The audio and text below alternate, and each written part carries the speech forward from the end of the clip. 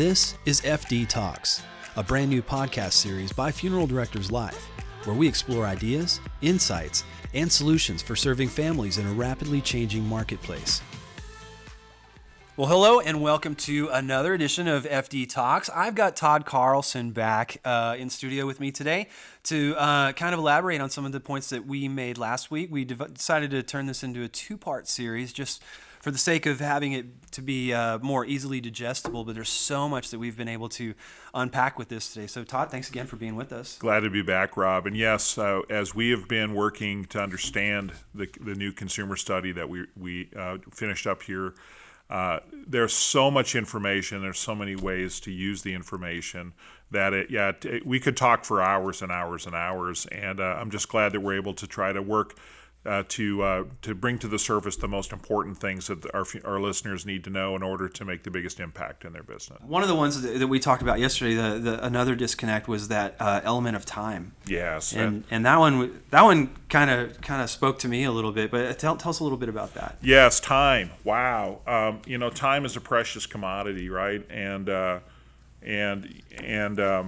So this is some of the most shocking information in the study as far as the impact to the funeral directors that we are talking with. So you've seen it, Rob. We'll ask a funeral director, if there's a death today, how many days is the right amount of days for a family to have between the date of death and the date of the service, whether it be cremation or a burial. And the funeral directors routinely say, 3 to 5 days, 4 days on the average. And that's probably, and again, in an unofficial survey, about 80% of the responses. It's this 3 to 5 day window.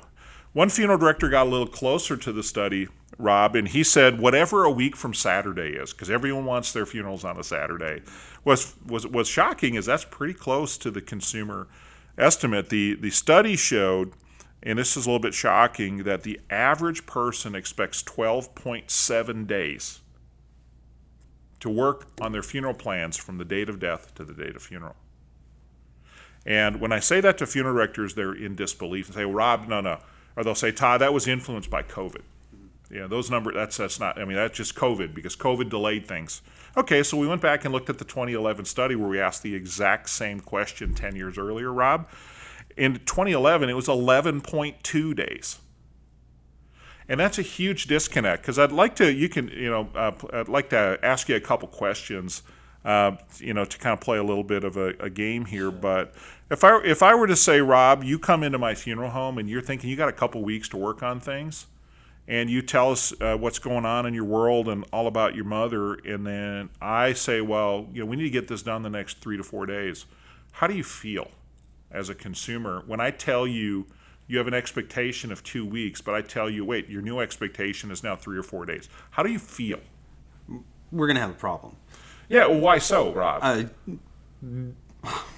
Just my answer ought to be an indication of that, but that would cause a lot of frustration, I think, thinking that I had time to do something, plan something meaningful, and put some thought behind, and then be told that I was in a rush, and that would make me uneasy. It'd make you uneasy, yeah, and use a word, they're rushed. Yeah. Consumers, when there's a death, the emergency's over. There's no emergency anymore. We've got to help people slow down and take in the enormity of their loss, and how that we have to create an event that will help them move through that initial mourning period. And do you want to feel rushed at that time? So if I help you feel rushed, there's another word for that. People feel pressure, right? And so we've got to be careful that we unintentionally help that family feel rushed and pressured. Now, Rob, let me ask you this: if you feel rushed and pressured by someone trying to work with you, what does that do to your level of trust in that person? It hurts. It hurts the level of trust, I think, considerably. Yeah, and I think no one wakes up today and says, "Hey, I really hope to just erode trust today from the next family I serve." Right. So that's why this is a very unconscious bias or unconscious disconnect that has great impact on funeral service. And again, if you think about it even a little more broadly, Rob, if the average family is thinking they got 2 weeks to work on a funeral, and we're helping that family create a custom memorial event that's truly personal, deeply meaningful, and effective, okay, can you put one of those together in 2 or 3 days? Just gathering photos, gathering the mementos, designing the flow of the service, designing the memorial event, because a lot of families today have less religious tradition to fall back on to carry them through these days. So they're looking for something more personal, more special on that day than a standard, kind of a religious service we give them. So if you combine this pressure cooker they feel that they're under to put this event together, and then we add time as an additional ingredient in that pressure cooker, we could set ourselves up for creating disappointment that just could frankly be avoided. We spend a lot of time in the funeral homes, me and my video team, and that's one of the things that we hear from funeral directors is, they talk about one of the pressure points in their job is that they only have a small window of time within to which to work and plan something meaningful. They equate it to a wedding a lot of times, but where does that perception come from? Well, I think it's just the way it's always been. What's really a couple of things here, just again to a couple additional. If you think it just stop, if we just stop and pause and think about our business and think about families, get in that mode of empathy. Because when I challenge funeral directors on that 12.7 day thing, say just stop and think about it. It makes a lot of it works. It's better for everyone. And Bill Seal, one of the founders of our company here, he used to say that the best advertising for a funeral is a great funeral. Right? I still believe that's true. That's why I'm a proponent of live streaming, because if we can add participants to the funeral, we need to be doing it. But we need people to see the good work that we do, and they're going to say, hey, that was unique, and that was different, that was special, that was meaningful, that was effective, and they'll want more of those kinds of services. The other thing is if we believe deep down inside that funerals are for the living, we should plan them at a time when most of the living can be there that are going to be a positive influence on that family during their grieving time. So if we put these factors together, will it be inconvenient at times? Will we have more services and maybe an evening, or when it's easier, when it's more convenient for families to gather? We shouldn't demonize families for wanting convenience in their life, and what they're really saying is, I want the most people who can be available at the funeral to be able to attend. We should support that, and we should celebrate that, and we should work hard to have these funerals at times when it's best for the family, if we truly believe that funerals are for the living. It's kind of interesting. I have a funeral that I'm actually attending today. It's a celebration/tribute kind of thing, but it's for a very unique person that we lost a few weeks ago. Mm-hmm. So, and I know I'm looking forward to it. Yeah. I know it's an odd thing to say, being connected to the industry and also, being someone who's lost someone, but I'm looking forward to this event as an attendee. Well, I think, Rob, I'm not a grief psychologist. I did spend 20 years as a licensed funeral director and worked in that field for many years as on the at-need side of the business. But I would say this to that: when that family is in that initial stage, or those first 2 or 3 or 4 days, they report back it's a blur. I hardly have memories of it. I remember the support of the community, but I can't even remember if Rob attended the funeral. But if we give it a little more time and let families make some adjustments with the reality of the loss, and then we have that event, and then we have more time to plan a great event. I think it will add meaning, and it will add effectiveness to what those events are trying to do for families. And when we talk about funerals, one of the things that Dr. Alan Wolfelt has taught us around here is one of the things that coming together does for funeral events is the family's grief support network is activated, right? And it's providing help in tangible and real ways. And if we speed things up and we gloss over that process, I think we lose that tremendous opportunity to help families. Very good. So Todd, do you have another disconnect? Yeah, let's get on to our last disconnect here, Rob. Number 4 here is that this idea, and I alluded to it just a little bit ago, but the vast majority of funeral consumers believe a funeral is necessary even with cremation. So I shared the stat that 62% of the people in our study showed that 62% of those people said in the study that they believe a funeral service is necessary with cremation. That's almost 2/3. So when you think about that, if families are expecting that, a couple other things.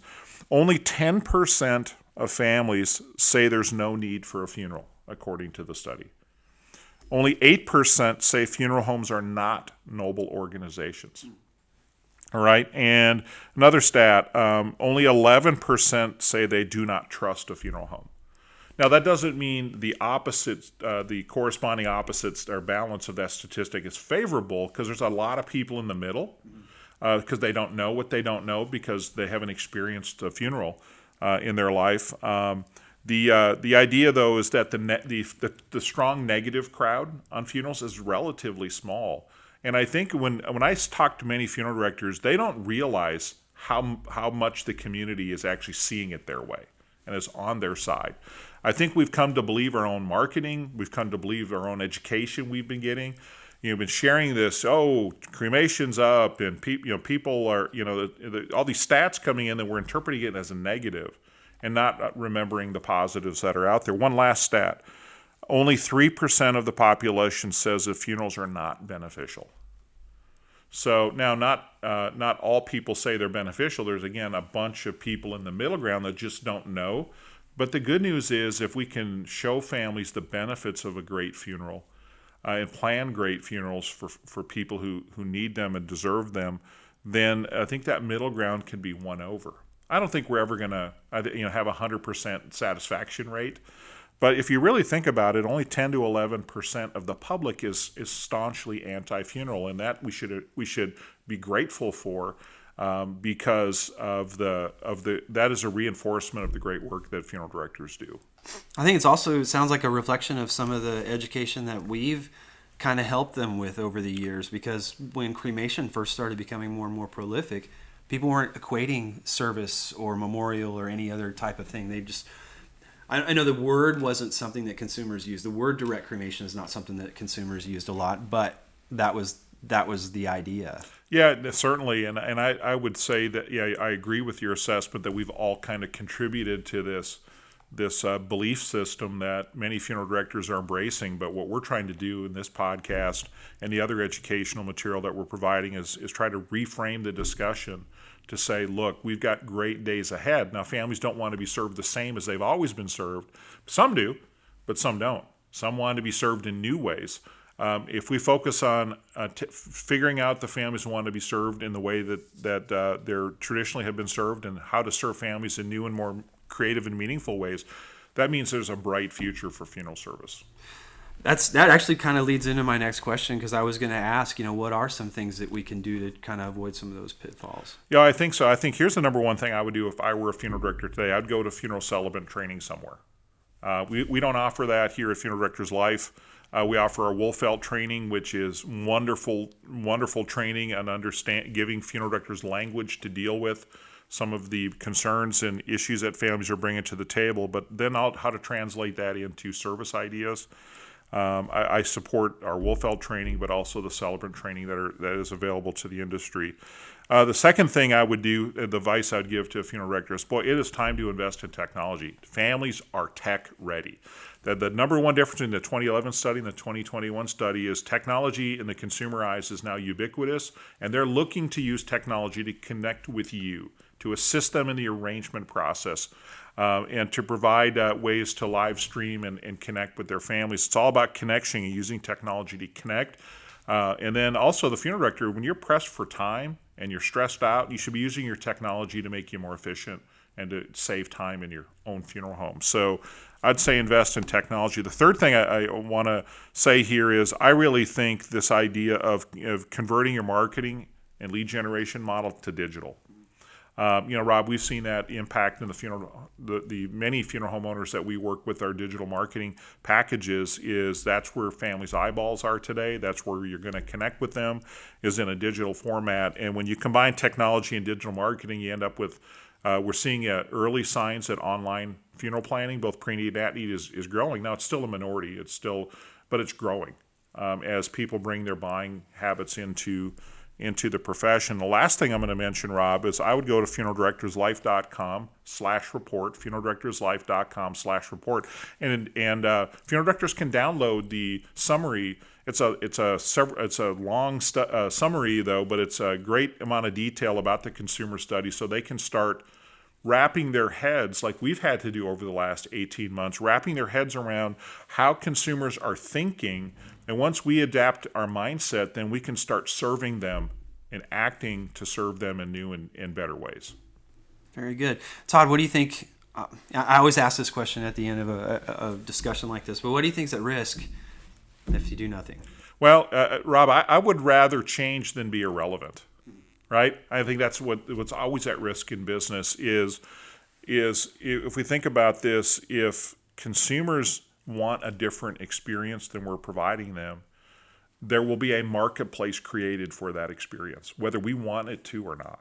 So we can be that new experience for families, or they can go get it somewhere else, or they'll do it on their own. And so I think the whole idea here is, if we're willing to change, if we're willing to see things in a different way, if we're willing to experiment, try a few things, take a couple risks, I think we're going to there's tremendously bright days ahead of us. Very good. Todd, as always, you bring fascinating stuff to the table. Definitely going to include, thanks for coming in, by the way, and I'm definitely going to include a link to this when we post it to that study, because I think that's just something that when people start reading that and they can start really applying some of the things that have been uncovered in that, I think that's very eye-opening. It is, and I really encourage our listeners to go out there and download. It's free. So if you have an opportunity to educate yourself, spend a little, maybe 30 minutes getting into the material, and then maybe we can start asking ourselves better questions. Awesome. So I'm going to ask you, you're going to come back? Oh, yeah. If you invite me, I'll come back. Very good. Definitely going to do that. Thanks again for the insights, Todd. Just thank you for listening. If you have any ideas for future topics or any questions on the topics that we discussed today, please feel free to reach out to me at fdtalks@funeraldirectorslife.com. I'm Rob Davidson. Thanks for watching. If you would like to reach out to us about this episode or this series, please visit us online at funeraldirectorslife.com/FD Talks. There you can find information about this episode and submit any comments, suggestions, or feedback about our series. And we also welcome your ideas for future episodes. Join us next time on FD Talks as we explore ideas, insights, and solutions for serving families in a rapidly changing marketplace.